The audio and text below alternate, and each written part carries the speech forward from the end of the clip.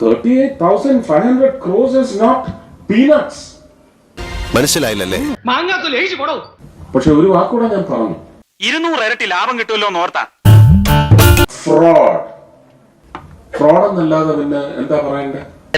അപ്പൊ താൻ ആരാണെന്ന് സ്വയം ഒരു ബോധം ഉണ്ടല്ലോ, നന്നായി. പക്ഷെ 3,70,70,000 കോടി എന്ന് സുരേഷ് ഗോപി പറഞ്ഞു. ഇതല്ലേ ഫ്രോഡ് എന്ന് വരുത്തി തീർക്കാനുള്ള ആയുധവൽക്കരണമാണ് നടത്തിയത്. ഒന്ന് പോവാടാ മരമാക്കി. നാട്ടുകാർക്ക് എന്നൊരു വിലയില്ലേ? ഞാൻ 2016 MP ആയ ആ കാലഘട്ടം തൊട്ട് ഞാൻ മോദിജിയോട് ആവശ്യപ്പെടുന്നു, എനിക്കൊരു ആയുധം വേണം. അതെന്തിനാ? ഒരു ഉന്നത കുലജാതൻ അവരുടെ ഉന്നമനത്തിന് വേണ്ടി ട്രൈബൽ മന്ത്രിയാവണം.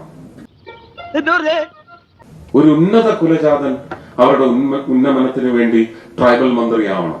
നിർത്തണോ? ഇപ്പൊ ഇവിടെ സംസാരിച്ച കാര്യങ്ങൾ ആരോടെങ്കിലും പറഞ്ഞാൽ ഇങ്ങനെ ഇടിക്കുമെന്ന? ഇങ്ങനെ ഇടിക്കണോ? ഇങ്ങനെ ഇടിച്ച നട്ടലൊടിയില്ലേ? എന്റെ ആഗ്രഹമാണ്, എന്റെ സ്വപ്നമാണ്. എത്ര മനോഹരമായ നടക്കാത്ത സ്വപ്നം. ഉന്നത കുലജാതൻ, ഒരു ബ്രാഹ്മണനോ ഒരു നായിഡുവോ, അവര് നോക്കട്ടെ ഗോത്രവർഗത്തിന്റെ കാര്യങ്ങൾ. ഈശ്വര, ഇവിടെ ആരില്ലല്ലോ ഇതൊന്ന് പറഞ്ഞു ചിരിക്കാനായിട്ട്. എത്ര ലോജിക് ഇല്ലാത്ത വർത്തമാനങ്ങളാണ് ഇതിനകത്ത്. ജാതീയ പരാമർശങ്ങളൊക്കെ അങ്ങോട്ട് മാറ്റി നിർത്തി അദ്ദേഹത്തിന്റെ നാക്കുപിഴയാണ് എന്ന് ന്യായീകരിച്ചെന്ന് പറഞ്ഞാലും ഇതിന്റെയൊക്കെ ലോജിക് എന്താണ്? ഉന്നത കുലജാതരുടെ റെപ്രസെന്റേറ്റീവ് ആയിട്ട് ഗോത്രവർഗക്കാർ പോട്ടെ എന്ന് സുരേഷ് ഗോപി പറഞ്ഞല്ലോ, അത് ക്രെഡിറ്റ് ആണോ?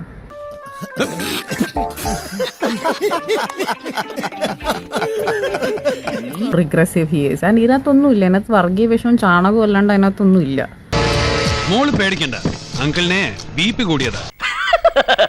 തൽക്കാലം ഇത്രയും മതി, വരട്ടെ.